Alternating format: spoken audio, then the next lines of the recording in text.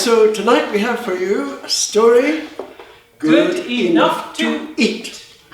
And we have for you actually not one feast, but two feasts. First of all, we have the fruits of the land to appease your appetites, please your palates, and build your bodies. We have, freshly hunted from the hill, His Majesty the Haggis. And to warm the heart and nourish the imagination, we have the products of the poet's creativity, the tasty tale of Robert Burns, his life and loves, trials and triumphs, and the rich repast of his story, poetry and song. The gossip kicked in his loof, for she who lives will see the proof. This whaley boy will be a coof, I think we'll call him Robin. Robin was a roving boy, ranting, roving, ranting, roving. Robin was a roving boy, ranting, roving, Robin. Hey, misfortunes great and small, but I heard a boon you'll be a credit to us all, we'll all be proud o' Robin. Robin was a roving boy, ranting, roving, ranting, roving. Robin was a roving boy, ranting, roving, Robin. It was harvest time. The young men were paired with the young women. The lad would scythe, and the lass would bind the corn. Robert was paired with Nellie Kilpatrick. Robert was 15. Nellie was 14. Robert would scythe. And she would bind. He would scythe. And she would bind. He would cut. And bind. Cut. And bind. Cut. And bind. The age-old rhythm of the harvest. And with it, the age-old stirring of adolescent love. From that time on, Robert was always in the thrall of some fair enchantress. And of course, each of them got a dainty dish of his verse. And well, if he found a new love before he had time to write a new poem, well, he just changed the name. Green grow the rushes, oh, green grow the rushes, oh, the sweetest hours that e'er I spent are spent among the lasses, oh. But Robert found summery fruits of comfort in the warm, welcoming arms of a fine, sonsy farm lass, Lizzie Peyton. And together they would snuggle and cuddle in the hayloft and drink sweet, honey-sweet kisses in the secret dark. But in the spring, the secret was out. The seeds of their winter sowing were bursting forth as the green shoots burst from the ground. Seasoned and spiced to your taste, prepared with love and served with the greatest of pleasure.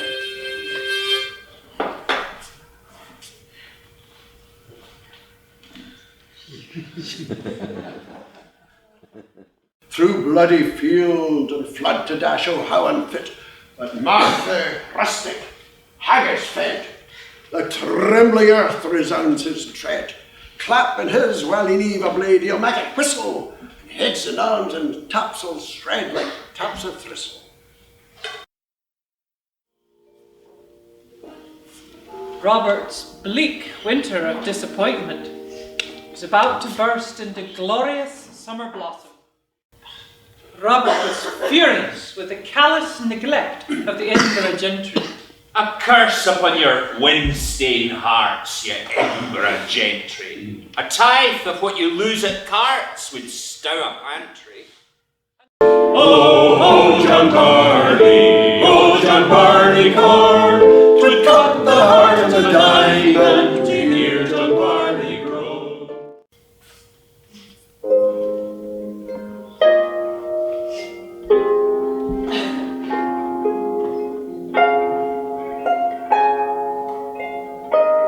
A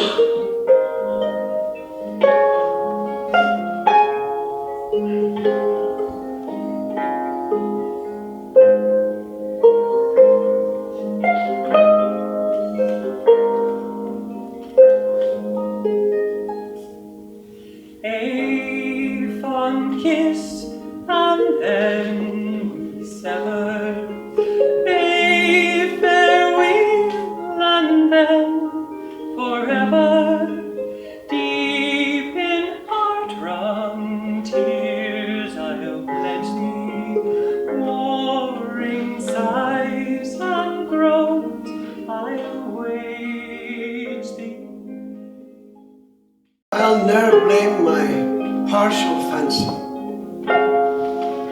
Nathan could resist my Nancy, but to see her was to love her.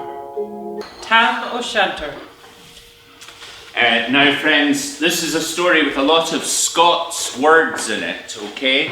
But you're not to worry, it just flows. The story's dead simple. This guy's having a lot of trouble getting home from the pub. Okay, that's the essence of it. So when Chapman Billies leave the street, and Ruthie neighbours meet, as market days are wearing late and folk begin to tap the gate, while we sit boozing at the nappy, and getting foo and oonka happy, we think na on the lang Scots miles, the mosses, waters, slaps and stiles that lie between us and our hame, where sits our sulky, sullen dame, gathering her brews like gathering storm, nursing our wrath to keep it warm. But to our tale, I merk at night time pad got planted, oonka rigged, fast by an ingle blazing finely, wi' reaming swaps that drank divinely, and at his elbow suitor Johnny, his ancient, trusty, drouthy crony. Tam looed him like a very brother, they had been foo for weeks together. The night drave on with sangs and clatter, and aye the ale was growing better. The landlady and Tam grew gracious, with favours, secret, sweet and precious. The suitor told his queerest stories. The landlord's laugh was ready chorus. The storm without might rear and rustle. Tam didna mind the storm a whistle. Care, mad to see a man so happy, e'en drowned himself among the nappy. As bees flee hame we laid the treasure, the minutes winged their way with pleasure. Kings may be blessed, but Tam was glorious, o'er all the ills of life, victorious.